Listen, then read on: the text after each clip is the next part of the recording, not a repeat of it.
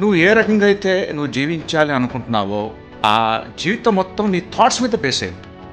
ఏదైతే కావాలో దానికోసం మనం ఆలోచన చేయము, దానికోసం మనం మాట్లాడము. ఏదైతే మనకొద్దో దానికోసమే మనం ఎక్కువ మాట్లాడతాం, దానికోసమే ఎక్కువ మనం ఆలోచన చేస్తాం.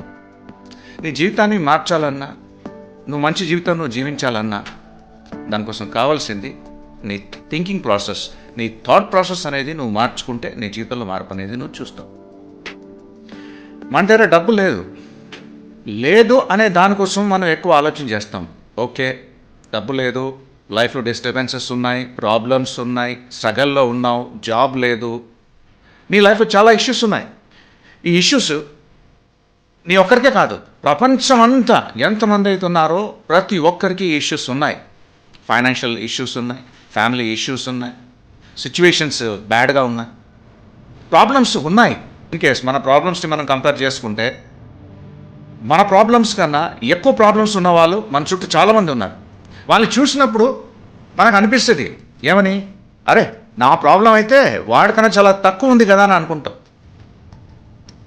ఫస్ట్ ఆఫ్ ఆల్ అయితే మనం ఎవరితో కంపేర్ చేసుకోకూడదు. బట్ ఒక్కసారి గమనించండి, మీ చుట్టూ పీపుల్ని చూడండి. బైబిల్ స్పష్టంగా చెప్తా ఉంది, ప్రోవర్బ్స్ 4:23, యూఆర్ థింకింగ్. నువ్వు ఏదైతే ఆలోచన చేస్తావో, ఎట్లయితే నువ్వు ఆలోచన చేస్తావో నీ లైఫ్కి షేప్, నీ ఆలోచన నీ లైఫ్కి షేప్ ఇస్తుంది అని బైబిల్ స్పష్టంగా చెప్తాము. మన ఆలోచన మార్చుకుంటే మన జీవితం మారుతుంది. నా దగ్గర డబ్బు లేదు, నాకు హెల్త్ ఇష్యూస్ ఉన్నాయా అని నువ్వు అనుకుంటే అవి నీ దగ్గర ఉంటాయి, ఎప్పటికీ ఉంటాయి.